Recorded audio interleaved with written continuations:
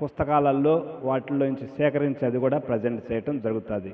కాబట్టి నా ప్రయత్నం అంతా ఏంటంటే పాత నిబంధన అంతా ఓవరాల్గా, పాత నిబంధన ఏంటి, పాత నిబంధన కొత్త నిబంధన మధ్యలో ఉన్నటువంటి 400 సంవత్సరాల గ్యాప్ ఏంటి, ఆ తర్వాత కొత్త నిబంధన, ఆ చరిత్ర హిస్టరీ ఎటు వెళ్తుంది, అంత ఎట్లా దేవుడు పని చేసుకుంటూ వస్తున్నాడు అనేటువంటిది దాన్ని మీకు అర్థం కావడానికి ఈ ప్రయత్నాలన్నీ.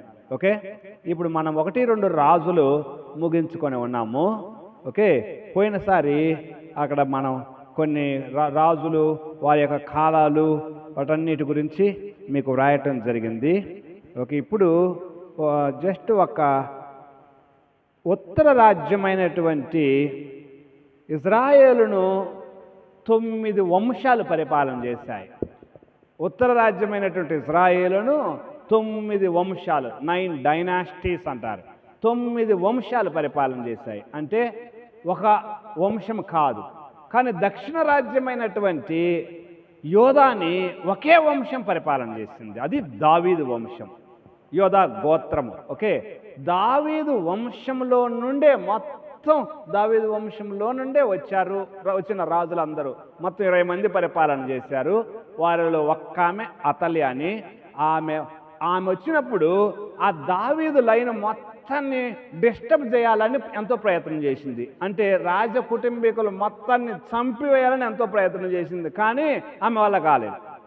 దేవుని మహాకృప చేత ఓకే ఆ టైంలో భద్రంగా యెహోయాదా ఆ యోషియాను భద్రపరిచాడు, కాపాడాడు. ఆయన కాపాడటం వలన ఆ సమయంలో ఆ దావీదు లైను మరలా కంటిన్యూ అవుతుంది. ఓకే, కాబట్టి యోషియా కాదు, యోవాష్ అనేటువంటి ఆయన. ఓకే రైట్, నేను అక్కడ చెప్తాను, మళ్ళీ అక్కడికి వచ్చినప్పుడు చెప్తాను. ఎనివే చూడండి, అంటే ఉత్తర రాజ్యంలో మొత్తం 9 డైనాస్టీస్, అంటే 9 మంది 9 వంశాలు అనేటువంటి పరిపాలన చేశాయి.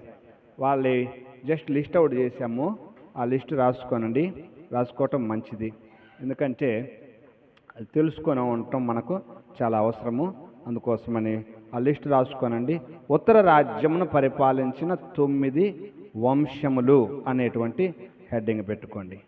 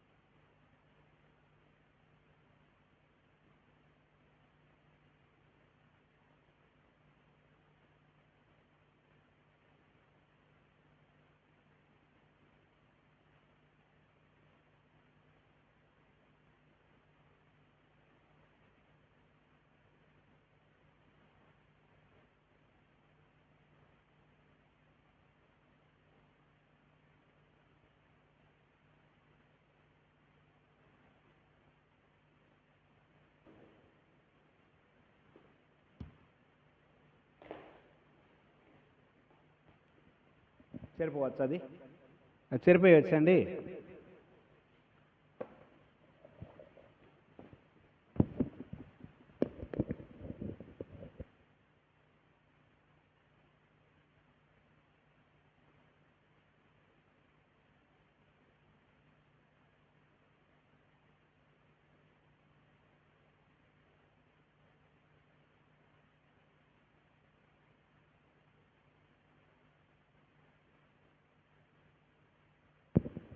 చూడండి, ఆదాము,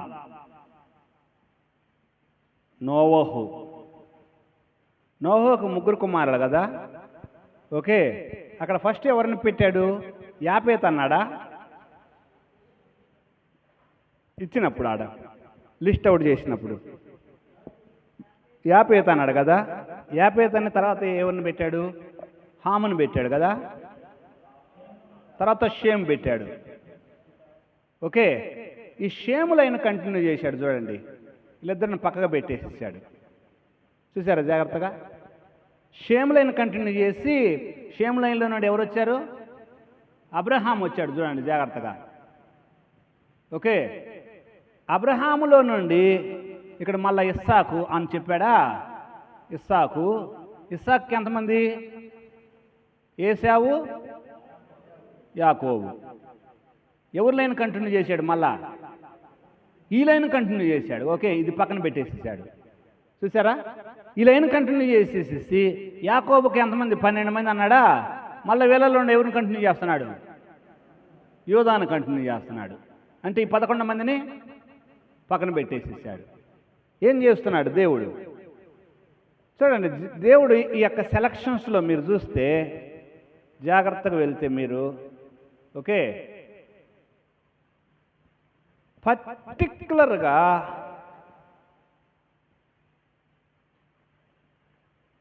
సెలెక్టివ్గా చేస్తున్నాడా లేదా దేవుడు? ఎంతమంది ఉన్నారు ప్రపంచంలో? కోట్ల మంది ఉన్న వాళ్ళల్లో దేవుడు ఏం చేస్తున్నాడు?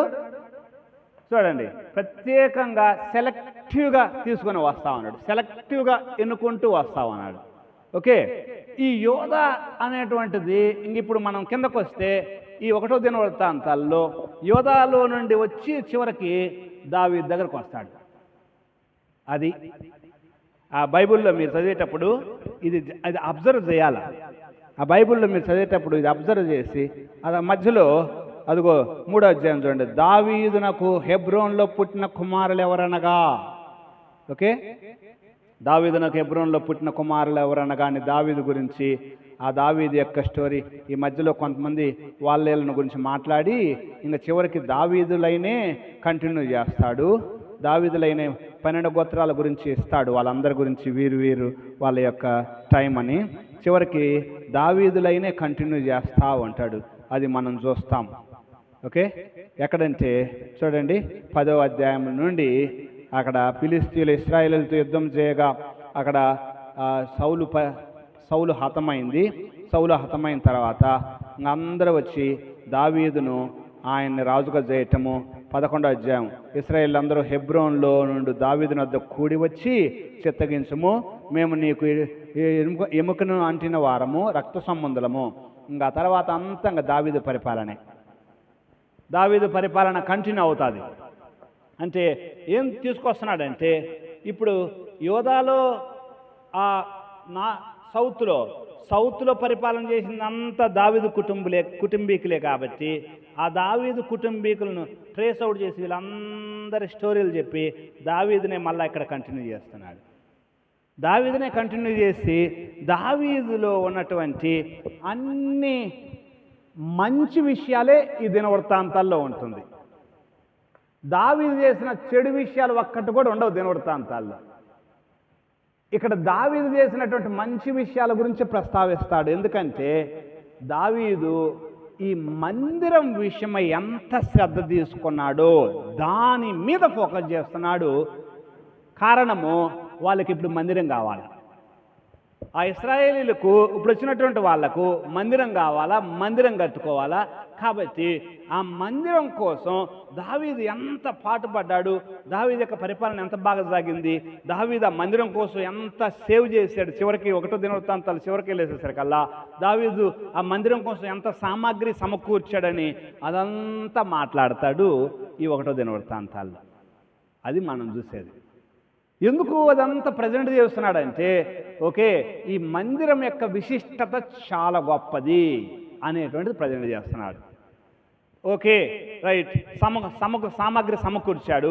సామాగ్రి సమకూర్చిన తర్వాత సొలొమోను 2వ దినవృత్తాంతాల్లో మనం ఏం చూస్తామంటే, 2వ దినవృత్తాంతాల్లో ఏం స్టార్టింగ్ సొలొమోను ఆ మందిరం కోసం ఏం చేశాడో, ఆ మందిరం కోసం అంటే 2వ దినవృత్తాంతాలు దేంతో స్టార్ట్ అవుద్దంటే మందిరంతో స్టార్ట్ అవుద్ది. 2వ దినవృత్తాంతాలు మందిరంతో స్టార్ట్ అయ్యి 2వ దినవృత్తాంతాలు మందిరంతోనే ఎండ్ అవుద్ది.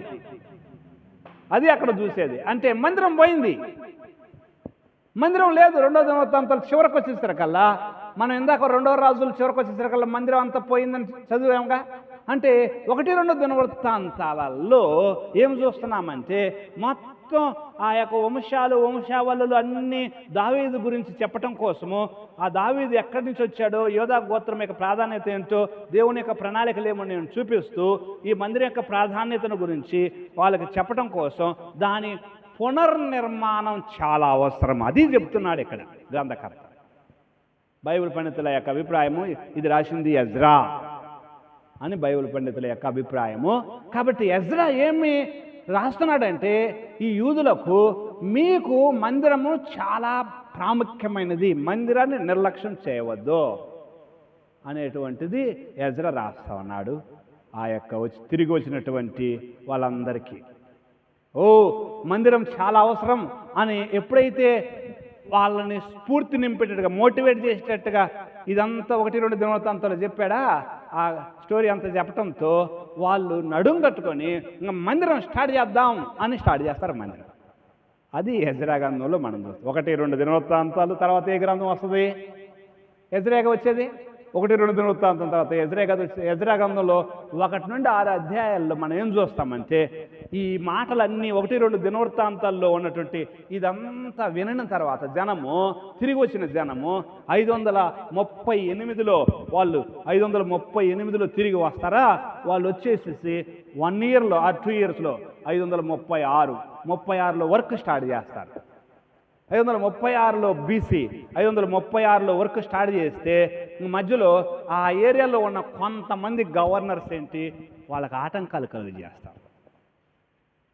చాలా టోబియా, సన్బల్లట్ ఇలాంటి వాళ్ళు అక్కడ చాలామంది ఆటంకాలు కలుగు చేసేస్తారు కల్లా.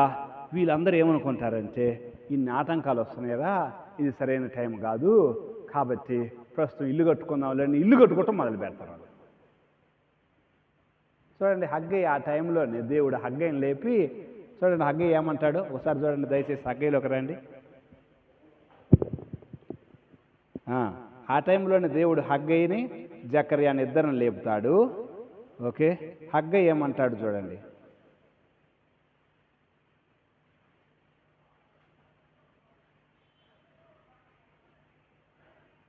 రెండవ వచనంలో 1వ అధ్యాయం 2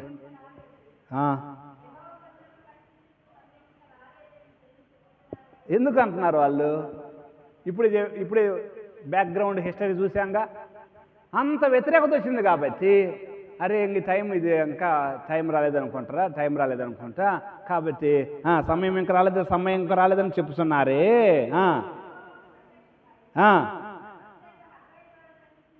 మనగా మీరు అది ఈ మందిరం ఎట్లా పాడైపోయి ఉంటే, మీరు చక్కగా దోలాలు మొకరాలు పెట్టుకొని, సరంబి అంటే అది దోలాలు మొకరాలు పెట్టుకొని, నెట్టాడులు పెట్టుకొని చక్కగా మీరు ఇల్లు వేసుకున్నారు, బాగా ఇల్లు కట్టుకొని ఉన్నారు. ఇది సమయం, ఇది సరేనా? మందిరం పాడైపోయి ఉంటే అని చెప్పేసి హగ్గయ్య అనే ప్రవక్తను దేవుడు పంపించేసి వాళ్ళని పురికొల్పుతా ఉన్నాడు. ఎజ్రా ఆల్రెడీగా రాశాడు 1-2 దినవృత్తాంతాలు. ఇదంతా ఈ స్టోరీ అంతా 1-2 దినవృత్తాంతాలు. ఓకే, 1-2 దినవృత్తాంతాల్లో ఇదంతా రాసిన తర్వాత, ఓకే మనం అందరం మందిరం కట్టుకోవాలని జనమంతా వచ్చిన వాళ్ళంతా, అక్కడ ఉన్న వాళ్ళందరూ ప్రయత్నం పని మొదలు పెడతారు. కోరేష్ దగ్గర నుండి ఆల్రెడీగా శాసనం ఉంది, మీకు మందిరానికి ఎంత డబ్బు కావాలంటే రాజ దర్బార్ నుండి పంపిస్తాము, కాబట్టి మీరు స్టార్ట్ చేసుకోండి అని కోరేష్ ఆల్రెడీగా 538లోనే కోరేష్ చెప్పేసేసాడు. కాబట్టి ఓకే వర్క్ స్టార్ట్ చేద్దాం. వర్క్ స్టార్ట్ చేస్తారా?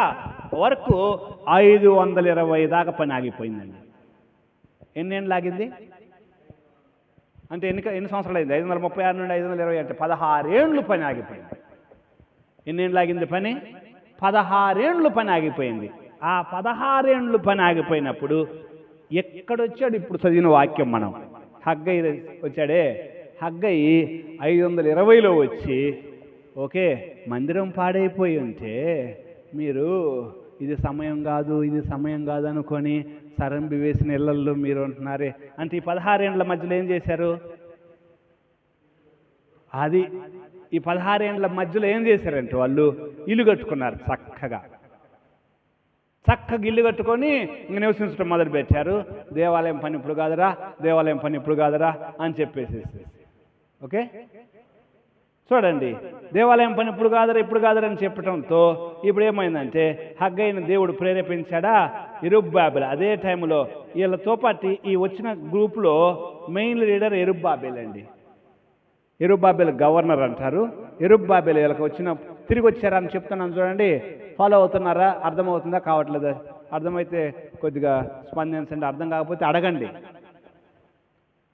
టైం లైను, నేను మీకు టైం లైన్ ఏం చెప్తున్నానంటే 586లో బబులోనికి వెళ్ళారు. ఓకే, బబులోన్లోనికి వెళ్ళారు. 70 ఏండ్లు అయిపోయింది. 70 ఏండ్లు అయిపోగానే ఇక్కడికి 70 ఏండ్లు కాదండి, ఫస్ట్ 605 ఫస్ట్ వెళ్ళింది. 605. ఓకే, 605 ఫస్ట్ వెళ్ళిన తర్వాత అప్పుడు నుండి లెక్కేసుకుంటే 70 అన్నమాట. ఓకే, కాబట్టి 605 నుండి లెక్క స్టార్టింగ్. ఎందుకంటే 605, 597, 586 3 ట్రిప్పులుగా యెరూషలేం మీదకి దండయాత్రలు జరిగాయి. నెబుకద్నెజర్ హయాంలోనే 3 ట్రిప్పులుగా. ఇక్కడ నుండి స్టార్ట్ అనమాట. ఫస్ట్ ఇక్కడ నుండి స్టార్ట్ అయింది అంటే ఇక్కడ నుండి లెక్కేసుకోవాలి. 605లో వాళ్ళు వెళ్ళిపోయారా? 537 అంటారు ఎక్కువ మంది. 37, 38లో శాసనం వేస్తే 37, 36, 35 మధ్యలో వచ్చేసారు ఇక్కడికి. 35 మధ్యలో అంటే 605 మైనస్ 535 తీసేస్తే చూడండి వచ్చిందా రాలేదా? 70 ఏండ్లు వచ్చిందా రాలేదా? అంటే 70 ఏండ్ల కంప్లీట్ అయ్యేసరికి వచ్చేసి ఇక్కడికి వచ్చేసారు. ఎక్కడికి వచ్చారు? ఇజ్రాయేల్కి వచ్చేసారు జనం. ఇజ్రాయేల్ అంటే ఇక్కడ మాట్లాడేది దేశం గురించి, ఇజ్రాయేల్ దేశం గురించి ఇక్కడ మాట్లాడేది. అంటే యెరూషలేం ఆ పరిసర ప్రాంతాలకు వచ్చేసారు జనం. ఓకే, తిరిగి వచ్చిన వాళ్ళలో 49,000 మంది చిల్లర ఉన్నారు. ఇక్కడ ఉన్న కొంతమంది ఉన్నారు. కాబట్టి ఇది టైం లైన్. ఇప్పుడు తిరిగి వచ్చినటువంటి వాళ్ళు పని మొదలుపెట్టారు. 536, 35 ఆ మధ్యలో అంటారు. 36లోనే పని మొదలు పెట్టగానే ఒక 16 ఏండ్ల పని ఆగిపోయింది. 16 ఏండ్ల పని ఆగిపోయింది. ఎందుకు? వ్యతిరేకత వల్ల, అక్కడ ఉన్న ప్రాంతాల్లో వ్యతిరేకత వల్ల పని ఆగిపోవడంతో ఇప్పుడు మళ్ళా ఈ మధ్యకాలంలో ఇల్లు కట్టుకోవటం మొదలుపెట్టారు. ఇప్పుడు దేవుడు ఏం చేశాడంటే ప్రవక్తలను రేపి పని మొదలు పెట్టండి అంటాడు. అప్పుడు పని మళ్ళా మొదలు పెడతారు. నాయకుడు మాత్రం యెరుబ్బయలు నాయకుడు. యెరుబ్బయలు ఓ గొప్ప పర్వతమా, యెరుబ్బయలును ఎదిరించుటకు ఎన్నో వచనంలో అది చూడండి. ఇక్కడ యెరుబ్బయలు ధైర్యం తెచ్చుకో అని ఉంటుంది చూడండి. 2వ అధ్యాయం హగ్గయిలో 2వ అధ్యాయంలో ఆయనను యెహోవా ఆజ్ఞించినది ఏమనగా యెరుబ్బయలు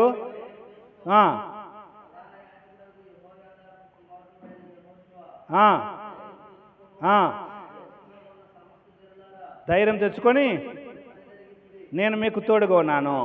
ఇదే సైన్యములకు అధిపతిగు యెహోవా వాక్కు అంటాడా? ఇక్కడ ఎక్కడ ఉన్నది ఆ మాట? ఓ గొప్ప పర్వతం యెరుబ్బయలును ఎదిరించు నీవు ఎంతటి దానవు అనే మాట. ఒక్క నిమిషం, జకర్యాలోనే ఉంటుంది. జకర్యాలో ఓకే రైట్.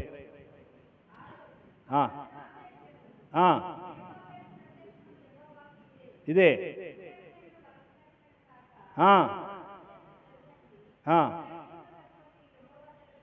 ఓకే.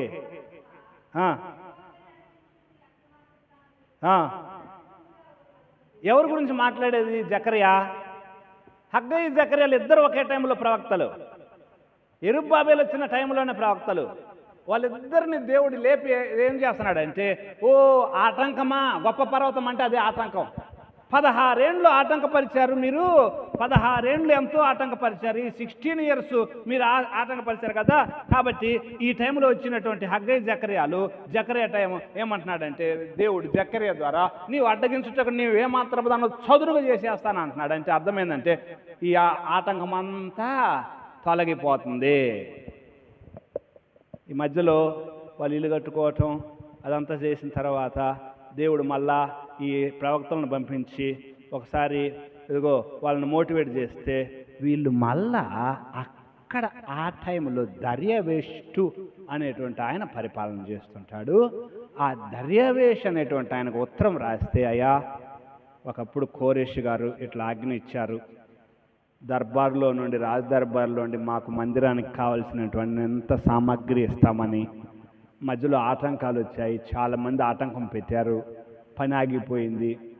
దయచేసి ఆయన రాసిన శాసనం ఒక్కసారి చూడండి అని అంటే, దర్యావేష్ అదేదో అరే వీరేదో విజ్ఞప్తి చేశారు, ఒక అప్లికేషన్ పెట్టుకున్నారు, దీని విషయం ఏదో చూడండి అంటే, అప్పుడు మరి రాజుల శాసనాల్లో ఉంటాయి కదా, అన్నీ రాసే ఉంటాయి కదా, మొత్తం అవి భద్రంగా వెతికితే, అవునండి కోరేష్ గారు ఆల్రెడీ ఆజ్ఞ ఇచ్చారు, రాయబడి ఉంది, మొత్తం రాజదర్బార్లో ఉండే వాళ్ళ మందిరానికి కావాల్సినవన్నీ సమకూరాలని రాయబడి ఉంది, ఇదిగో కరెక్టే అని చూపించగానే మొత్తం సరఫరా చేయండి అని చెప్పేసి, అక్కడ ఎవడైనా అడ్డగిస్తే, ఈ పనికి దేవాలయపు పనికి ఎవడైనా అడ్డగిస్తే వాడు తుత్తునీలైపోతాడని లెటర్ రాసి పంపిస్తాడు.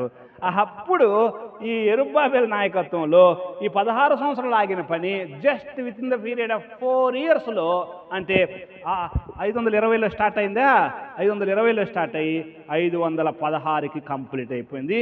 అదే ఎజ్రా గ్రంథంలో మనం 6:15 చూడండి. ఇప్పుడు ఆ మాట ఎజ్రా గ్రంథంలో 6:15 ఒకసారి చూడండి.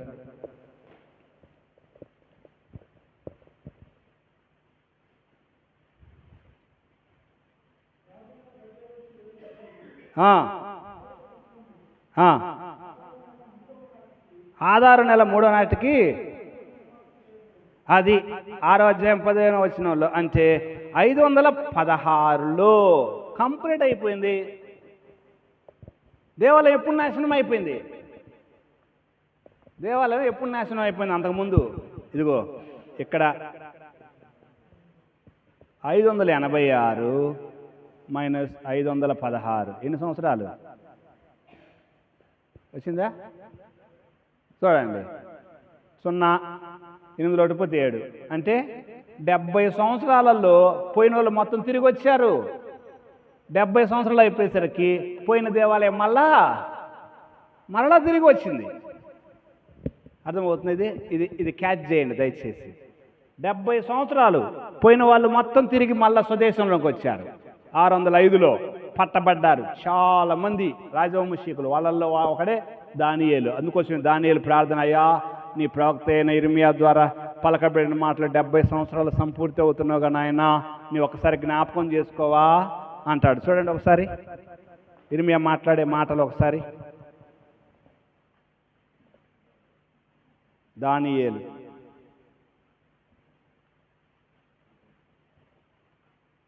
9వ అధ్యాయం.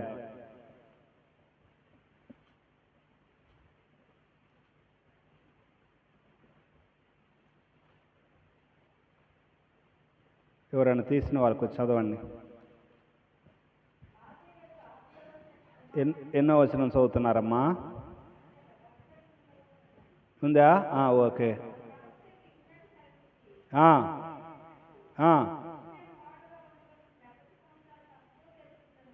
గ్రహించి ఓకే చదవండి.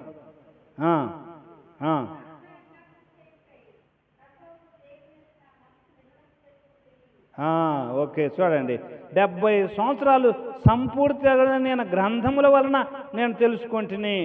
ఓకే, ఇక్కడ ఇంకా కిందకు వస్తే మీరు 17వ వచనం, ఇప్పుడైతే మా దేవా దీనిని బట్టి నీ దాసుడు చేయు ప్రార్థన విజ్ఞాపన ఆలకించి ప్రభు చిత్తానుసారంగా శిథిలమైపోయిన నీ పరిశుద్ధ స్థలము మీదకి నీ ముఖ ప్రకాశము రానిమ్ము.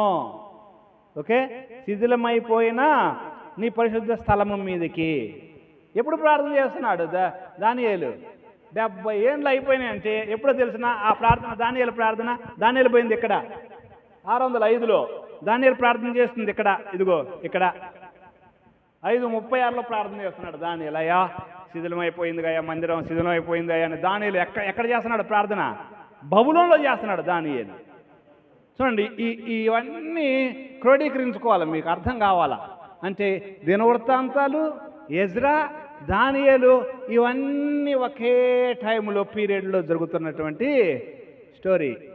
అంతా ఒకే టైంలో. దానిలో అక్కడ ప్రార్థన చేస్తుంటే పని ఎక్కడ స్టార్ట్ అవుతుంది? పునాదులు వేసారా వేయలేదు? 5:36లో పునాదులు వేశారు. కోరేష్ శాసనం ప్రకారం పునాదులు వేసారా వేయలేదా? వేశారు. అక్కడ ప్రార్థన చేస్తున్నాడు దానిలయ్యా నీ శిథిలం అయిపోయింది, నీ మందిరం అయ్యా అని. ఇక్కడ వేశారా? అయితే కొంత డిస్టర్బ్ అయింది, ఆగిపోయింది. అయినప్పటికీ కంప్లీట్ అయిందా కాలేదా? 5:16లో చూడండి ఎగ్జాక్ట్గా 70 2 70లు. ఇదేమో మొదటి చెరలో మొదటి భాగం, అంటే మొదటి దఫా. జస్ట్ 70 ఏండ్లలో తిరిగి వచ్చేసారు. ఓకే, ఇది ఏమో దేవాలయం నాశనమైన డేటు, దేవాలయం తిరిగి కట్టబడిన డేటు. 70 ఏండ్లు ఇక్కడ కంప్లీట్ అయింది. 2 70లు కంప్లీట్ అయిపోయాయి. ఎగ్జాక్ట్గా 70 ఏండ్లకు ఆయన ఆలయంలో ఆరాధన పునఃస్థాపించబడింది. దేశంలో జనం వచ్చి పైర్లు వేసుకోవటము, పంటలు వేసుకోవటం కూడా మళ్ళా పునఃస్థాపించబడింది. కాబట్టి దేవుడు ఏదైతే వాగ్దానం చేశాడో నెరవేర్చుకుంటూ వస్తా ఉన్నాడు. అది ఓకే. కాబట్టి ఈ దినవృత్తాంతాల్లో మనం చూసేది ఏమంటే 1-2 దినవృత్తాంతాలు అయిపోయేసరికల్లా మనము దేవాలయం అంతా శిథిలమవుతుందా. ఇప్పుడు ఎజ్రా గ్రంథం వచ్చేసరికల్లా 1 నుండి 6 అధ్యాయాలలో మొత్తం అందరు పూనుకొని దేవాలయం కట్టడం మొదలు పెడతారా? అక్కడ చూడండి, ఎజ్రా గ్రంథం ఒకసారి చూడండి దయచేసి. కొన్ని వచనాలు చదువుదాం. మధ్యలో 4వ అధ్యాయంలో అంతటా యోధా వంశస్థులకు బెన్యామీనులకు విరోధులైన వారు, బెన్యామీనులు అంటున్నాము, యోధా వంశస్థులు అంటున్నాము. గుర్తుందా? వారి ఆ 2 గోత్రాలే యోధా దేశముగా పరిగణించబడ్డాయి. చెర నివారణ వారు ఇశ్రాయేలీలు దేవుడైన యెహోవాకు ఆలయమును కట్టుతున్న సంగతి విని జెరుబ్బాబెలు నద్దకు పెద్దల్లో ప్రధానుల యొద్దకు వచ్చి, మీరు ఆశ్రయించినట్లు మేమును మీ దేవుని ఆశ్రయించు వారము. ఇప్పటికి మమ్మల్ని రప్పించిన అష్షూరు రాజైన ఏసహర్దోను కాలము మొదలుకొని మేము యెహోవాకు బలులు అర్పించు వారము. మేము మీతో కలిసి కట్టేదమని చెప్పిరి. అందుకు జెరుబ్బాబెలు యేషూవయు ఆ ఇశ్రాయేలీయుల పెద్దలు తక్కిన ప్రధానులు, మీరు మాతో కలిసి మా దేవుని మందిరం కట్టుటకు నిమిత్తం లేదు. మేమే కూడుకొని పారసీక రాజైన కోరేషు మాకిచ్చిన ఆజ్ఞ ప్రకారము ఇశ్రాయేలు దేవుడైన యెహోవాకు మందిరమును కట్టించుదమని వారితో చెప్పిరి. దేశపు జనులు యోధా వంశస్థులకు ఇబ్బంది కలుగు చేసి కట్టుచున్న వారిని బాధపరిచిరి. చూసారా? మరియు పారసీక రాజైన కోరేషు యొక్క దినములు అన్నింటిలో పారసీక రాజైన దర్యావేషు యొక్క పరిపాలన కాలం వరకు వారి ఉద్దేశమును భంగపరచుటకై వారు మంత్రులకు లంచాలు ఇచ్చి పని ఆపేసేసారు. అది ఓకే. 5వ అధ్యాయంలోకి రండి. ఎజ్రా గ్రంథం 5. ప్రవక్తలైన హగ్గయ్యు, ఇద్దో కుమారుడైన జకర్యాయు యోధా దేశమందును యెరూషలేమునందును ఉన్న యూదులకు ఇశ్రాయేలు దేవుడైన యెహోవా నామమును ప్రకటింపగా షయల్తీయుల కుమారుడైన జెరుబ్బాబెలు, యెహోయాజా కుమారుడైన యెషూవయు లేచి యెరూషలేములో ఉండి దేవుని మందిరం కట్టనారంభించిరి. ఓకే, మళ్ళా మొదలైంది. ఇందాక మనం చదివాము, అక్కడ హగ్గయ్యలో చదివాము, జకర్యాలో చదివాము. ఓకే 13వ వచనంలోకి రండి. 5వ అధ్యాయం. అయితే బబులోను రాజైన కోరేషు ఏలుబడిలో మొదటి సంవత్సరం మందు రాజైన కోరేషు దేవుని మందిరం తిరిగి కట్టుటకు ఆజ్ఞ ఇచ్చెను. అది 5:36. ఓకే, 36 38 అనుకోవచ్చు. ఆయన 38లో వచ్చాడు, అక్కడ ఆజ్ఞ ఇచ్చాడు. అయితే వర్క్ 36లో స్టార్ట్ అయింది. మరియు నెబుకద్నెజరు యెరూషలేమున దేవాలయంలో నుండి తీసి బబులోను పట్టణంలో గుడిలోని కొనుకపోయిన దేవుని మందిరపు వెండి బంగారు ఉపకరణంలో రాజైన కోరేషు బబులోను పట్టణం మందిరంలో తెప్పించి తాను అధికారిగా చేసిన షేష్బజ్రాను అతనికి అప్పగించి, నీ ఉపకరణలను తీసుకుని యెరూషలేము పట్టణంలో ముందుండు దేవాలయంకు పోయి దేవుని మందిరం మందు దాని స్థలమందు కట్టించమని అతనికి ఆజ్ఞ ఇచ్చిన షేష్బజ్రకి. ఓకే, అది షేష్బజ్ర వచ్చేసేసి ఇక్కడ హెల్ప్ చేస్తామన్నాడు. మనం అది చూస్తాం. ఓకే, 6వ అధ్యాయంలో 16వ వచనం కూడా ఇక్కడ చూడండి. కాబట్టి ఆ వచ్చి యెరూషలేములో నుండి 5వ అధ్యాయం 16 చూడండి. యెరూషలేములో ఉండు మందిరం పునాది వేయించెను. అప్పటి నుండి నేటి వరకు అది కట్టబడుచున్నను ఇంకను సమాప్తి కాకుండా ఉన్నది. కాబట్టి రాజువైన తమకు అనుకూలమైతే బబులోను పట్టణమందున రాజు యొక్క ఖజానాల్లో వెతికించి యెరూషలేము నుండి దేవుని మందిరం కట్టుటకు రాజైన కోరేషు చేసినో లేదో అది తెలుసుకొని రాజువైన తమరు ఆజ్ఞ ఇచ్చి సంగతిని గురించి తమ చిత్తము తెలియజేయగోరుచున్నాము. వాళ్ళు లెటర్ రాసిందనమాట. ఇదంతా రాజుగారు అప్పుడు ఆజ్ఞ ఇచ్చాడు, కోరేషు గారు ఆయన ఇట్లా ఆజ్ఞ ఇచ్చి అంతా ఖజానాల్లో నుండి పంపించండి అని శేషుబద్రుని కూడా నియమించాడు.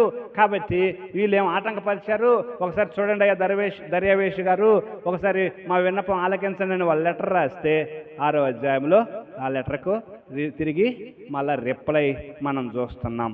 అప్పుడు చూడండి, అప్పుడు రాజైన దర్యావేషు ఆజ్ఞ ఇచ్చినందున బబులోను ఖజానాలో దస్తావేజు కొట్లు వెతకగా మాదీయులు ప్రదేశమందు ఎగ్బతానా అను పురములో ఒక గ్రంథము దొరికెను, దానిలో రాయబడి ఉన్న ఈ సంగతి కనబడెను. చూడండి, ఆ గ్రంథము అంతకు ముందున్న వాళ్ళు తగలబెట్టచ్చుగా, దేవుడు తగలబెట్టనిస్తాడా? జరగవు అవన్నీ. అంటే దేవుడు ఒకటి అనుకుంటే దాన్ని రూపుమాపగలిగిన వాళ్ళు ఎవరు లేరు. దేవుడు ఒకటి తలపెడితే దాన్ని ఎట్లా భద్రపరచాలో ఆయనకు తెలుసు, దాన్ని ఎట్లా కాపాడాలో ఆయనకు తెలుసు. ఆయన కాపాడతాడు. దేవుడు నీకు నాకు ఇచ్చినటువంటి ఒక పరిచర్య ఉందా, ఒక ప్రదేశం ఉందా, ఒక సంఘం అన్నదా, అది ఇచ్చిన ఆ పనిని కాపాడడానికి ఆయన సమర్థుడని గుర్తుపెట్టుకోవాలి. వాళ్ళు ఆ గ్రంథము దొరకటం ఏంటి? చూడండి, ఆ గ్రంథము దొరకటం ఏంటి? దేవుని యొక్క ప్రతి విషయము ఈ రోజుకి ఒక రకంగా చెప్పాలంటే, ఈ రోజుకి ఈ బైబిల్ గ్రంథం మన దగ్గర ఉందంటే ఇది ఒరిజినల్గా చాలా ఒరిజినల్గా రాశారే. వాళ్ళు రాసినవన్నీ భద్రపరచబడబట్టి ఈరోజుకి మనకు అవి కాపీలు చేసుకొని మన దగ్గరికి ఈ రూపంలో వచ్చింది. అంటే ఇన్ని వేల సంవత్సరాలు ఎట్లా భద్రపరిచారు? ఎవరు భద్రపరిచారంటే దేవుడు భద్రపరుస్తూ వచ్చాడు. దేవుడు భద్రపరుస్తూ వచ్చిన దానిని ఆయన యొక్క ప్రణాళికను రూపుమాపగలిగిన వారు ఎవరైనా ఉన్నారా? ఎవరూ లేరు. నీ గురించి నా గురించి ఆయన ప్రణాళిక ఆల్రెడీగా వేశాడు. దాన్ని రూపుమాపటం ఎవరి వల్ల కాదు. అందుకోసమే మనం గుర్తుపెట్టుకోవాల్సింది, ఈ చరిత్ర చదువుతున్నప్పుడు మనం అర్థం చేసుకోవాల్సింది ఏంటంటే ఆయన సార్వభౌమ అధికారాన్ని మనం గుర్తు చేసుకోవాలి. ప్రభువా, యు ఆర్ సో పవర్ఫుల్, నీవు చాలా శక్తిమంతుడు, నేను దేని గురించి చింతించాల్సిన అవసరము లేదు.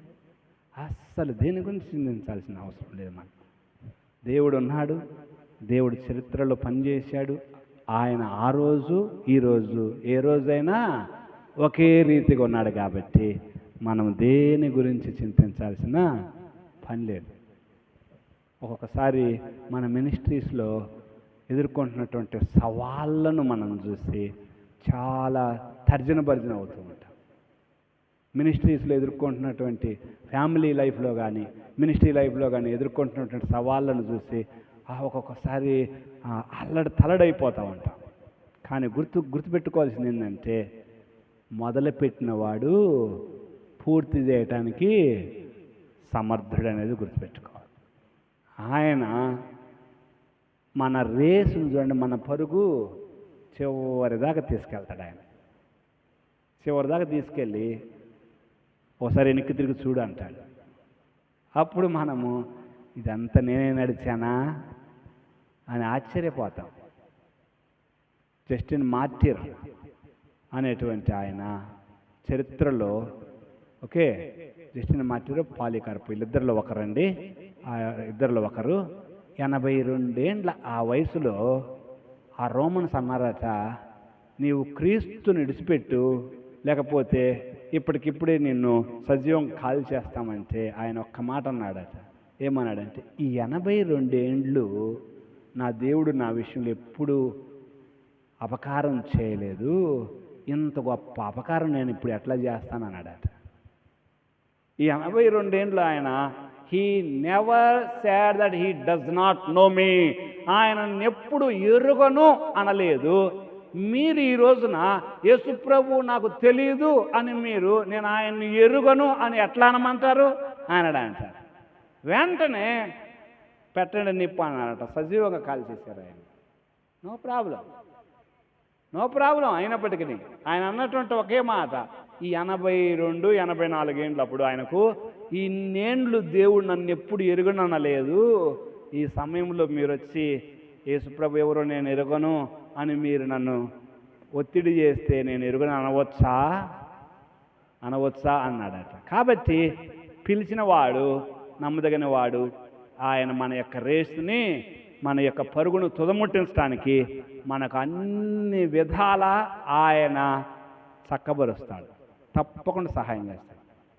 మీకు దొరికితే యాత్రికుని ప్రయాణం అనే ఒక బుక్ ఉంటుంది. ఎంతమంది తెలుసు? ఎంతమంది దగ్గర ఉందా కాపీ? యాత్రికుని ప్రయాణం ఎంతమంది దగ్గర ఉంది? Very good. 50 మంది ఉన్నారు. ఎక్కడ?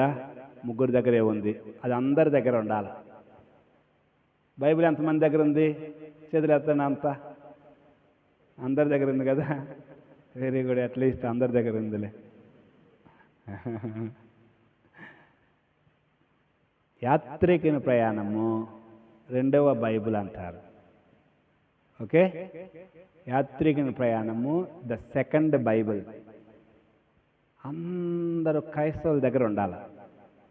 దాంట్లో ఒక సన్నివేశంలో అంటాడు, ఈ యాత్రికుడు వెళ్తుంటాడు దారిలో, విశ్వాస ప్రయాణంలో వెళ్తుంటాడు యాత్రికుడు, అంటే క్రైస్తవుడు వెళ్తూ ఉంటుంటే చాలా దారులు కనపడతాయి ఆయనకు. కానీ బోధకుడు ఉన్నాడే, అంటే బోధించే పాస్టర్, ఆ సేవకుడు అంటాడు, నీకు వెళ్తుంటే చాలా దారులు వస్తాయి, ఇటువైపు దారి, కానీ నీవు స్ట్రైట్ దారిలోనే వెళ్ళాలా, ఇంకదే నీవు గుర్తుపెట్టుకో. పక్క దారులు కూడా ఉంటాయి డైవర్ట్ చేయటానికి, కానీ నీవు మాత్రం తిన్నని మార్గం గుండానే వెళ్ళాలా అంటాడు. నీవు దారి పక్కకు వెళ్తే మటుకు మళ్ళీ సైడ్ వెళ్ళిపోతావు, వేరే వైపుకి అది లీడ్ చేస్తుంది. కాబట్టి నీవు తిన్నని దారిలోనే వెళ్ళి అంటాడు. ఈ తిన్నని దారిలో వెళ్తుంటే ఇది చాలా ఇరుగ్గా ఉంటుంది. అంత దూరంలో 2 సింహాలు గాండ్రిస్తూ ఉంటాయి. ఊరే నాయన, ఆయన ఎందు ఈ తిన్నని దారిలో వెళ్ళమన్నాడు, ఈ దారిలో చూస్తే సింహాలు ఉన్నాయి, ఇదేందిరా బాబా ఎందుకు వచ్చి పడ్డాడు దీంట్లో, ఆ సైడ్ పోయేదే అనుకుంటా ఉంటాడు. ఎట్లయినా మరి ఆయన ముందు దీంట్లోనే వెళ్ళమన్నాడు కదా అని అట్లనే ప్రయాణం చేసి దగ్గరకు వచ్చే కొద్దీ అవి ఇంకా ఎక్కువ గాండ్రేస్తూ ఉన్నాయి. అమ్మ అయిపోయినరు ఈ రోజు, ఇంకా అయిపోయింది నా పని అనుకొని, మరి ఇంకేరే అవకాశం లేదు, ఆయన దీంట్లోనే వెళ్ళమన్నాడు కాబట్టి దీంట్లోనే వెళ్ళాలని ముందుకు వెళ్తూ ఉంటాడు. దగ్గరకు వచ్చి చూసేకల్లా అవి గాండ్రించటమే కానీ మీద పడే అవకాశం లేదు వాటికి. ఎందుకంటే వాటి కాళ్ళకు గొలుసులేసి కట్టబడ్డాయట. ఏంటి? అవి గాండ్రించేవే కానీ మనిషి మీద పడి మనిషిని చంపే వాటికి లేదు. ఎందుకంటే వాటి కాళ్ళకు గొలుసులేసి కట్టబడ్డాయి. నీ యాత్రలో నా యాత్రలో ఈ గాండ్రించేటువంటి లాంటి సమస్యలు ఉంటాయి, కానీ నిన్నవి మింగివేయలేవు. దగ్గరగా పోతే కానీ నీకు అర్థమవుద్ది అవి మింగివేయలేని సమస్యలు అని. దగ్గరకు వెళ్తే కానీ అర్థమవుద్ది అవి కట్టబడినవి, అవి మన్నేమీ చేయలేవని. చాలాసార్లు దూరంగా ఉండి, అమ్మా ఈ దారిలో సింహాలు ఉన్నాయి, మనం వెనక్కి వెళ్ళటం మంచిది, వెనక్కి వెళ్తారు చాలామంది, వెనక్కి వెళ్ళిపోతారు చాలామంది. చాలామంది వెనక్కి వెళ్ళిన వాళ్ళు అదే 4 ఉపమానాలు చెప్పాడు యేసుప్రభు వారు. విత్తు అనే ఉపమానం. ఓకే, 4ంటిల్లో 3వది చాలా క్రూషియల్ అండి. 3వది చాలా క్రూషియల్. ముండ్ల పొదలలో పడిన విత్తనం ఉంది చూడండి, ముండ్ల పొదలలో ఆ నేల ఉంది చూడండి, అది చాలా క్రూషియల్. అక్కడ చాలా మంది వెనక్కి వెళ్తారు. అక్కడ నిజానికి చాలా సంవత్సరాలు క్రైస్తవ్యంలో కొనసాగిన వాళ్ళు కూడా వెనక్కి వెళ్తారు.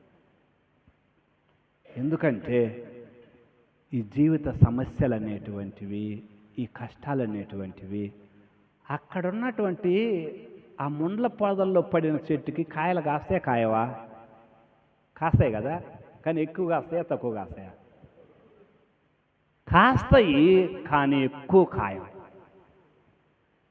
ఆయన ఆశించినట్టుగా మిగతా 30 దంతలు 60 దంతలు 100 అంతలు ఫలించిందే, అంటే మామూలు మంచి పొలంలో పడినటువంటి ఆ మంచి నేలలో పడినవి ఒక కంకిమేమో కొద్దిగా పెద్దగా ఉంటుంది, ఇంకొక కంకేమో దానికంటూ కొద్దిగా పెద్దగా ఉంటుంది, ఇంకొక కంకేమో దానికి మించి ఉంటుంది. అంటే ఒకటేమో 30% ఉంటుంది, ఈ కంకి మీద 30% ఉంది, ఇంకొక కంకి మీద 60% ఉంది.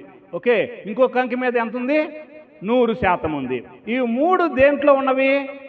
మంచి నేల. ఈ 3 మంచి నేలలే.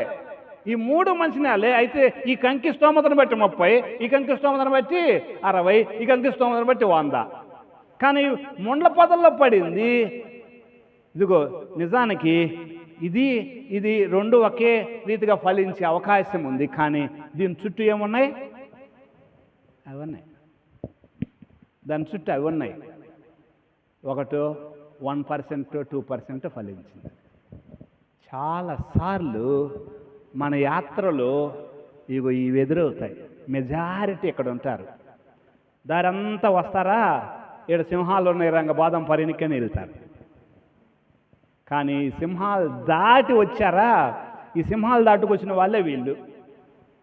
అర్థమవుతుందా? ఈ సింహాలు కూడా దాటుకొని వచ్చిన వాళ్ళే వీళ్ళు. ఇంక వీళ్ళ స్తోమతను బట్టి కొంతమంది 30, కొంతమంది 60, కొంతమంది 100 అంతలుగా ఫలిస్తూనే ఉంటారు, వారి స్తోమత, వారి శక్తిని బట్టి. కొంతమంది బాగా బోధిస్తారు, బాగా పాడతారు, బాగా ప్రార్థన చేస్తారు, అట్లా అన్నీ ఎక్కువ వరాలు ఉంటాయి. కొంతమంది ప్రార్థన ఎక్కువ చేయగలరు, కొంతమంది బాగానే బోధించగలరు, కొంతమంది ఎక్కువగా పరిచర్యను చేయగలరు. అవి అన్నమాట ఇక్కడ చెప్పేటువంటిది. ఓకే, ఎనీవే, కాబట్టి మీరందరూ యాత్రికుల ప్రయాణం ఒక కాపీ కొనిపెట్టుకోండి, ఎంతో డబ్బులు దాచిపెట్టుకోండి. యాత్రికుల ప్రయాణం మీటింగ్లు జరుగుతూ ఉంటాయి కదా, ఎక్కడెక్కడ మీటింగ్లకు వెళ్తారు కదా, అక్కడ యాత్రికుల ప్రయాణం ఉంటే దగ్గర కొనిపెట్టుకోండి, చాలా ఉపయోగం. ఈ మధ్యకాలం నేను చదువుతున్నప్పుడు నన్ను చాలా ఆదరించింది ఆ బుక్, చాలా ఆదరించింది. గడిచిన ఒక 3-4 నెలల్లో చాలా అంటే చాలా క్రిటికల్ కండిషన్స్ గుండా వెళ్ళాల్సి వచ్చింది. ఈ టైంలో నన్ను దేవుడు చాలా బలపరిచాడు, ఆ యాత్రికుని ప్రయాణం అనేది దాని ద్వారా. ఓకే, కాబట్టి చూడండి మనం ఏం చెబుతున్నాం. కాబట్టి ఈ హగ్గై జకర్యాలు ఈ ఎజ్రా టైంలో వాళ్ళందరూ, ఆ ఇద్దరు ప్రవక్తలు యెరుబ్బయలు, ఓకే, ఆ శేషబజ్ర వాళ్ళందరి సహాయంతో మందిరము కట్టడం జరిగింది. మళ్ళా దీన్ని యెరుబ్బయలు మందిరం అంటారండి. ఇది 2వ మందిరం. ఓకే, దీన్ని ఏమంటారు? యెరుబ్బయలు, ద టెంపుల్ ఆఫ్ జెరుబ్బయలు టెంపుల్ అంటారు. ఓకే, ఇది 2వ మందిరము. ఈ మందిరము 516లో కంప్లీట్ అయిపోద్ది. 516లో కంప్లీట్ అయినటువంటి ఈ మందిరము ఇంకా కంటిన్యూ అవుతూ ఉంటుంది. యేసుప్రభు టైంకి వచ్చే టైంకి అదే మందిరం ఉంది అక్కడ యెరూషలేములో. ఆ మందిరానికి తర్వాత ఏం పేరు పెట్టారంటే హేరోదు టెంపుల్ అని పెట్టారు. హేరోదు మందిరం అని కూడా పేరు పెట్టారు తర్వాత. ఎందుకు హేరోదు మందిరం అని పేరు పెట్టారంటే చరిత్రలో ఏం జరిగిందంటే ఈ హేరోదు ఆ దేవాలయానికి చాలా మరమ్మతులు చేయించాడు. ఓకే, మరమ్మతులు చేయించడం వలన హేరోదు మందిరం అయింది. 516లో కంప్లీట్ అయినటువంటి దేవాలయం యేసుప్రభు వారి టైంకి యెరుబ్బయలు దేవాలయం అంటారు. దీన్ని యెరుబ్బయలు కట్టాడు. కాబట్టి అంతకుముందు దేవాలయము 970 ఆ టైంలో సొలొమోను వచ్చిన తర్వాత సొలొమోను దేవాలయం అంటారు.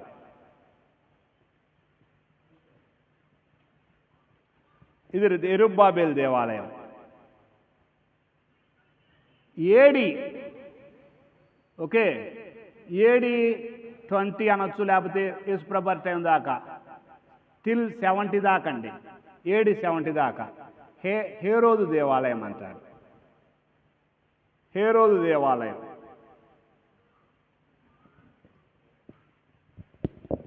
దేవాలయాలు 3 రకాలుగా బైబిల్లో పరిగణించబడ్డాయి. సొలొమోను దేవాలయం, యెరుబ్బయలు దేవాలయం, హేరోదు దేవాలయం. హేరోదు ఏం కట్టించలేదు నిజానికి దేవాలయము, హేరోదు ఏం కట్టించలేదు. కానీ ఈ దేవాలయమే ఇది 970 నుండి 586 వరకు కొనసాగితే ఇది 516 నుండి కంటిన్యూ అయిపోయి 70 వరకు కొనసాగింది. ఓకే, ఇది బీసీ నుండి ఏడి 70 వరకు కొనసాగింది. ఓకే, ఫోన్ ఎవరైనా వస్తే బయట మాట్లాడండి, ఎందుకంటే వేరే పక్కన వాళ్ళకి కొద్దిగా డిస్టర్బ్ అవుద్ది. చూడండి, ఎందుకు ఈ దేవాలయం హేరోదు దేవాలయం అన్నారంటే, హేరోదు ఇశ్రాయేలీయుడు కాదు, హేరోదు ఎదోమీయుడు. ఎదోమీయుడు అంటే ఏశావు వంశం, హేరోదు ఏశావు వంశం. ఏశావు వంశీకుడు అంటే ఇశ్రాయేలు కానివాడు ఇశ్రాయేల్ మీద రాజు అయ్యాడు. ఇశ్రాయేలు కానివారు ఇశ్రాయేల్ మీద రాజుగా ఉండకూడదు వారి ధర్మశాస్త్రం ప్రకారం. కానీ ఉన్నాడంటే ఇప్పుడు అరే వీళ్ళు నన్ను యాక్సెప్ట్ చేయరు, కాబట్టి నన్ను యాక్సెప్ట్ చేయాలంటే ఏం చేయాలా, వీళ్ళు దేవాలయం రిపేర్ చేస్తే పద్ది అనుకుని రిపేర్ చేయించారు. అది సంగతి. అంటే బిస్కెట్ వేయటం అనమాట అర్థమవుతుందా? వాళ్ళకి కాస్త వాళ్ళ యొక్క సపోర్ట్ మనకు కావాలంటే వాళ్ళకి ఇష్టమైంది ఏంటి, దేవాలయము. కాబట్టి దేవాలయానికి అక్కడక్కడ రిపేర్లు చేయించి దాన్ని పని చేస్తే అప్పుడు వాళ్ళందరి సపోర్ట్ మనకు ఉంటుంది అనుకున్నాడు. అందుకోసం దాన్ని హేరోదు దేవాలయం అన్నారు. ఈ దేవాలయము 70లో నాశనం అయిపోయింది. ఇప్పుడు దేవాలయం లేదు వాళ్ళకు. ఓకే, కాబట్టి యెరుబ్బయలు కట్టినటువంటి ఆ దేవాలయం మనం ఎజ్రా గ్రంథంలో చూస్తాము. కాబట్టి 1 నుండి 6 అధ్యాయాలలో మనకు ఎజ్రా గ్రంథంలో ఏం కనపడుతుందంటే దేవాలయ పునర్నిర్మాణానికి ప్రయత్నాలు. 7వ అధ్యాయంలో 6-7 అధ్యాయాలలో చాలా గ్యాప్ ఉంది. 6-7 అధ్యాయాల మధ్యలో చాలా గ్యాప్ ఉంది. ఎజ్రా గ్రంథానికి 6-7 అధ్యాయాల మధ్యలో చాలా గ్యాప్ ఉంది. ఒక 58 ఏండ్ల గ్యాప్ ఉంది 6-7 అధ్యాయాల మధ్యలో. ఈ 6-7 అధ్యాయాల మధ్యలో జరిగిన సంగతే ఎస్తేరులో జరిగిన సంగతి. పాయింట్ అర్థమవుతుందా? అంటే ఎస్తేరుని ఎక్కడ పెట్టాలి, తీసుకొచ్చి 6వ అధ్యాయం దగ్గర పెట్టాలి. ఎస్తేరు గ్రంథాన్ని తీసుకొచ్చి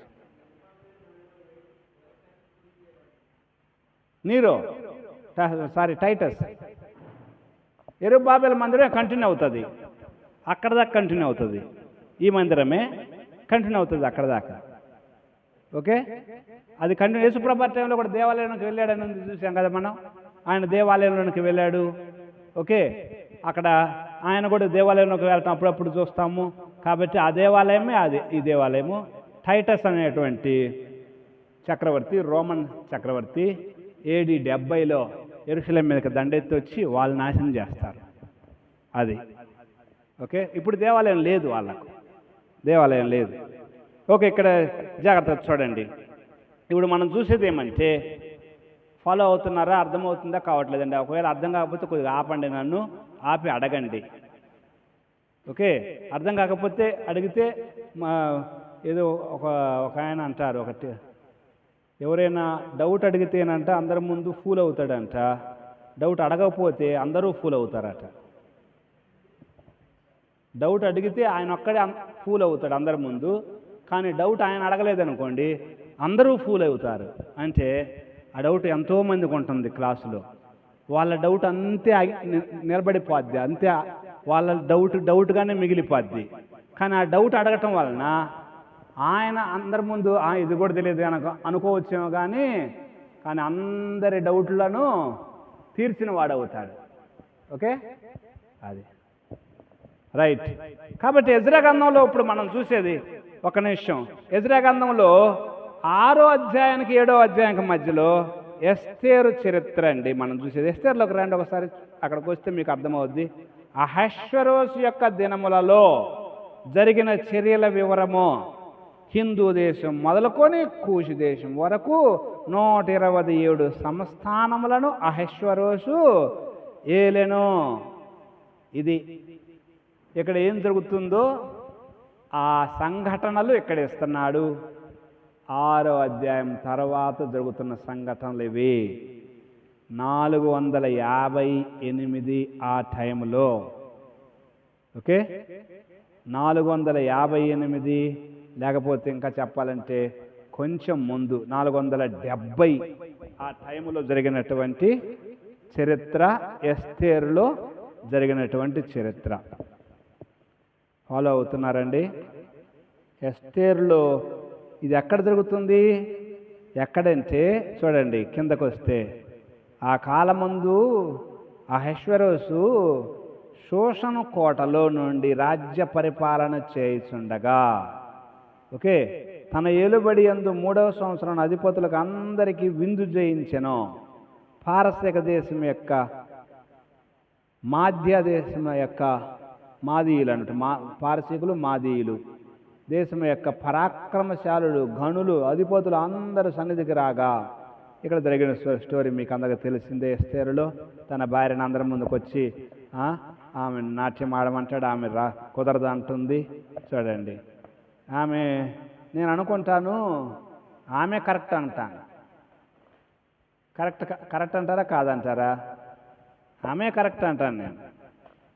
ఓకే, అందరి ముందు ఆమె నాట్యం ఆడేది ఏంటి? అది నాకు కుదరదు అంటుంది. చూడండి ఆమెకి ఎంత విలువలు ఉన్నాయో. ఓకే, ఎనివే ఆమె ఆ విషయంలో తిరస్కరించటం, ఆ విషయం వలన చివరికి దేశంలో ఎవరైనా రాజుగారికి తగిన భార్య ఒకరు కావాలి అనేటువంటి ఆలోచన వాళ్ళందరికీ రావటం, ఆ ఆలోచనలో ఎస్తేరు తెర మీదకి రావటము, ఆ ఎస్తేరు ఎట్లా రాణి కావటము, ఎస్తేరు రాణైన తర్వాత ఎస్తేరు వంశీకులందరినీ, అదే సమయంలో హామాన్ అనే ఒక వ్యక్తి ఈ అహష్వేరోషు యొక్క దర్బారులో హామాను ఎవరు అంటే అక్కడ ఒక మాట ఉంటుంది చూడండి హామాను గురించి.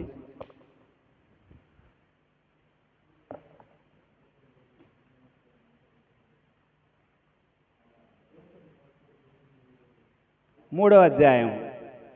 ఈ సంగతులు జరిగిన తర్వాత అహష్వేరోషు హమ్మెదాతు కుమారుడు అగాగీయుడగు హామానును, అగాగీయుడు అనగానే ఎవరైనా గుర్తొచ్చారా మీకు?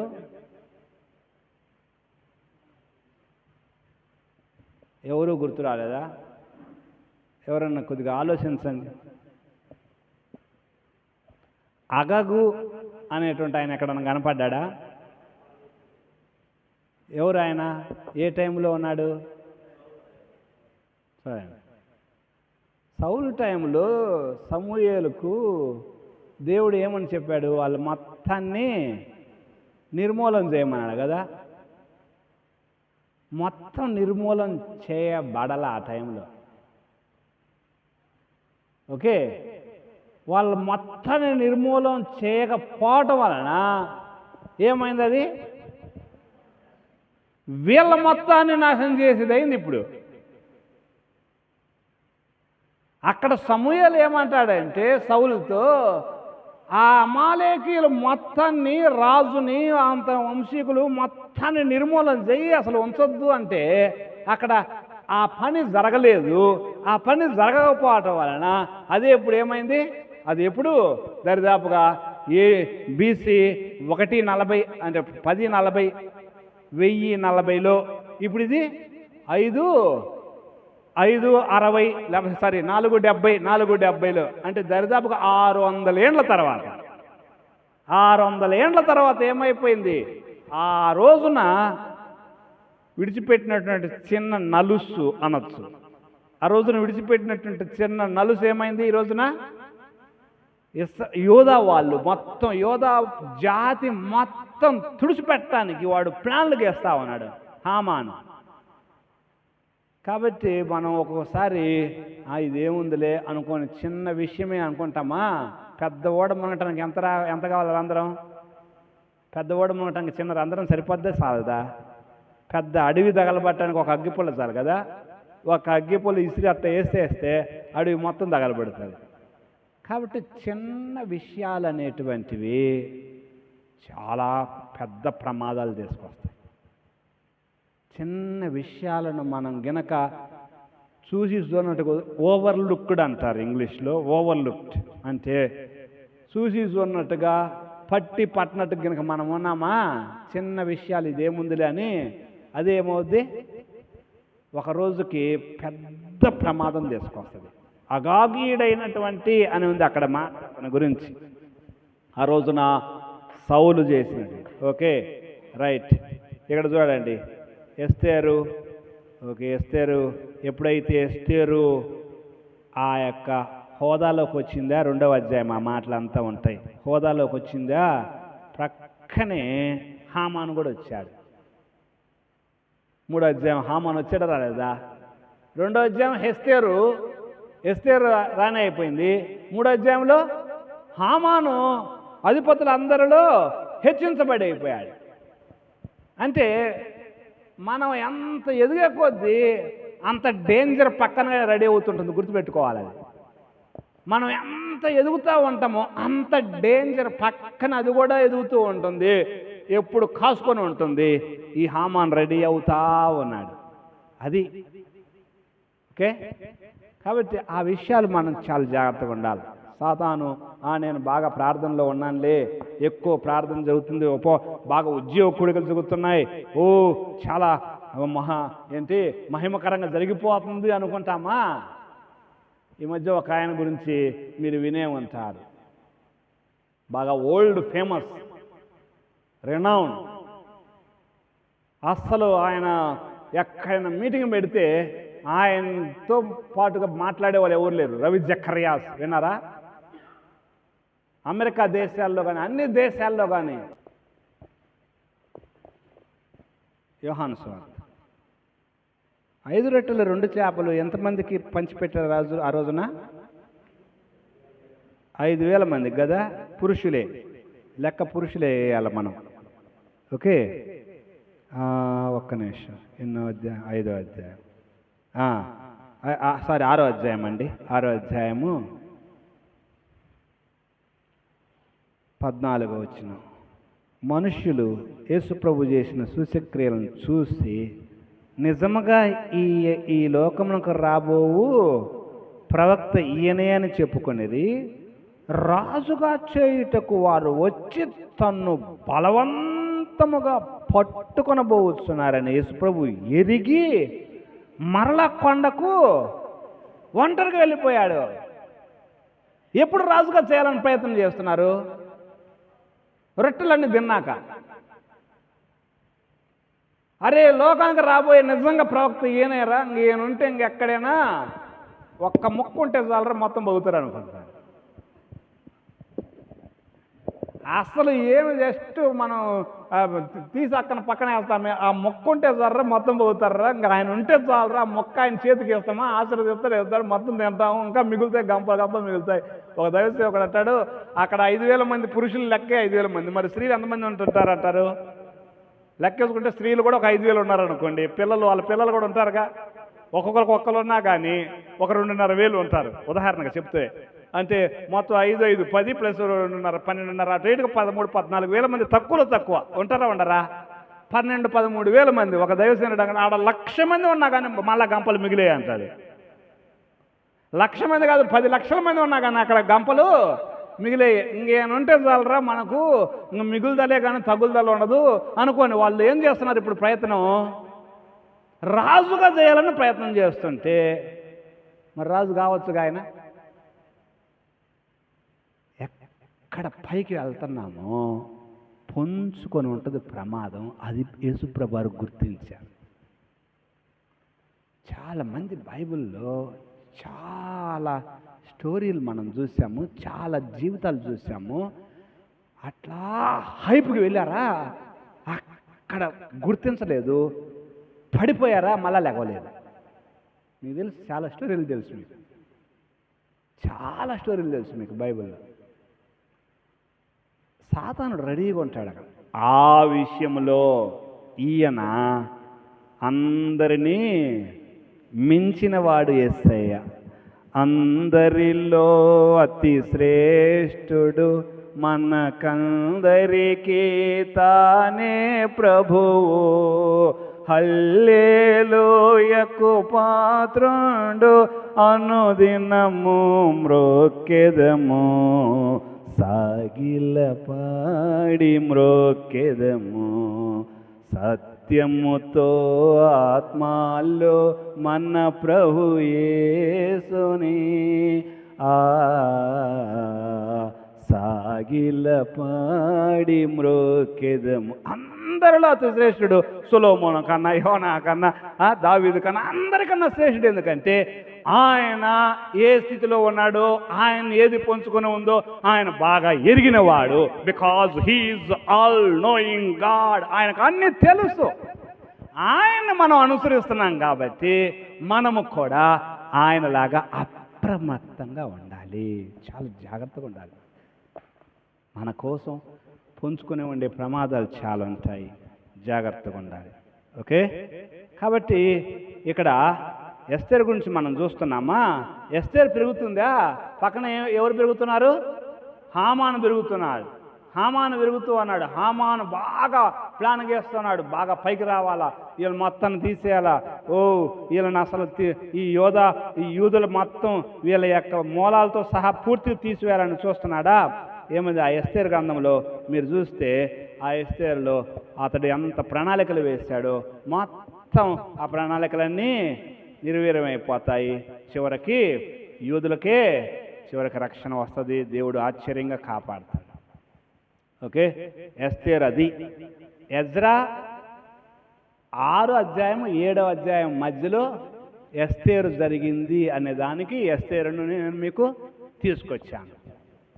1-2 దినవృత్తాంతాలు అయిపోయేసరికల్లా రాజ్యం అంతా పోయి దేవాలయం వెళ్ళిపోయింది. ఆ దేవాలయం ఎజ్రా గ్రంథంలో మళ్ళా పునర్నిర్మించబడింది. అది కూడా చూపించాను నేను మీకు. దేవాలయం పునర్నిర్మించబడింది. దేవాలయం పునర్నిర్మించింది 6వ అధ్యాయం చివరికల్లా అయిపోయింది. దేవాలయం నిర్మించిన తర్వాత ఓకే, 7వ అధ్యాయం దానికి మధ్యలో గ్యాప్ ఉంది. ఆ గ్యాప్లో ఎస్తేరు చరిత్ర అక్కడ జరుగుతుంది, బబులోన్లో. 7వ అధ్యాయం నుండి ఎజ్రా 7వ అధ్యాయం నుండి అక్కడి నుండి ఎజ్రా ఇక్కడికి వస్తాడు. అక్కడ ఉంటుంది, మీరు చూస్తే ఇది చూపించి నేను ఆఫ్ చేస్తాను కొద్దిగా, జస్ట్ ఒక 2 మినిట్స్ చూడండి. 7వ అధ్యాయం. ఈ సంగతులు జరిగిన పిమ్మట, ప్రతి దానికి సంగతులు అన్న మధ్యలో గ్యాప్ చాలా ఉంటుందండి, గుర్తుపెట్టుకోవాలి. పారసీక రాజు అయిన అర్తహషస్త ఏలుబడిలో ఎజ్రా బబులోను దేశం నుండి యెరూషలేమునకు వచ్చెను. ఎజ్రా ఎక్కడి నుండి ఎక్కడికి వస్తున్నాడు? ఆ బబులోను నుండి యెరూషలేముకు వస్తున్నాడు. ఇక్కడికి వచ్చి చూసేసరికల్లా జనము మందిరం కట్టుకున్నారు కానీ 458 458 ఎజ్రా వచ్చేసరికల్లా, తిరిగి వచ్చేసరికల్లా ఈ ఎజ్రా గ్రంథము 7వ అధ్యాయము 458 57 అంటాము. ఈ 58 టయానికి 516లోనే కట్టారు కదా దేవాలయము. చాలా టైం ఉందా లేదా? 516 మైనస్ 458, 6లో ఎందుకు పోతే 4, 16లో ఎందుకు పోతే 16లో ఎందుకు పోతే 8, ఓకే, 10లో 5 పోతే 5. ఎన్ని సంవత్సరాల గ్యాపు? 58 సంవత్సరాల గ్యాప్. అంటే 58 సంవత్సరాల తర్వాత, అంటే దేవాలయము 6వ అధ్యాయానికి పూర్తి అయిపోయింది. ఇందాక ఎజ్రా గ్రంథం అదే చూసాంగా. 7వ అధ్యాయం ఇప్పుడు మళ్ళీ ఎజ్రా వచ్చాడు. ఈ మధ్యలో ఎంత ఉంది గ్యాపు? 58 సంవత్సరాల గ్యాప్ ఉంది. ఎజ్రా గ్రంథంలో 6-7 అధ్యాయాల మధ్యలో 58 సంవత్సరాల గ్యాప్ ఉంది. ఈ 58 సంవత్సరాల తర్వాత ఎజ్రా వచ్చాడు. ఇప్పుడు 58 ఏళ్ళు అయిందంటే పాతరం పోయే ఉంటుంది కదా, కాటికి కాలు చెప్పిన వాళ్ళు చలో అని పోయే ఉంటారు వాళ్ళు. ఓకే, ఇంకెవరు ఉంటారు ఇప్పుడు ఇక్కడ? 58 ఏళ్ళ తర్వాత, అంటే మందిరం కట్టిన తర్వాత 58 ఏళ్ళకు వస్తున్నాడంటే ఇప్పుడు ఎవరు ఉంటారు? కొద్దిగా ఆలోచించండి. ఎప్పుడు మనం వినడమే కాదు, ఒకసారి మాట్లాడితే కూడా మంచిదే. ఇప్పుడు ఎవరు ఉంటారు? ఏ గ్రూప్ ఉన్నారు? వాళ్ళ పిల్లలు ఉన్నారు, అవునా? వాళ్ళ పిల్లలు ఉన్నారు కాబట్టి కొంతమందికి వాళ్ళ పిల్లలు కూడా ఉన్నారు. అర్థమవుతుందా? అంటే 3rd జనరేషన్ అన్నమాట. అంటే దేవాలయం ఇక్కడ కట్టారా, ఇక్కడికి వచ్చేసరికి 58 ఏళ్ళు పూర్తయిందా అంటే ఇప్పుడు 3వ తరం కూడా వచ్చిందా రాలేదా? 3వ తరం కూడా వచ్చి ఉంటుంది. అంటే ఆ టైంలో ఉన్న వాళ్ళ పిల్లలు వచ్చారు, వీళ్ళకు కూడా పిల్లలు కలిగి ఉంటారుగా కొంతమందికి, వాళ్ళకు కూడా పిల్లలు కలిగి ఉన్నారు. అంటే 3వ తరం వచ్చింది. 3వ తరం వచ్చేసరికి ఏమవుద్ది? సామాన్యంగా ఇక్కడ చెబుతా వినండి,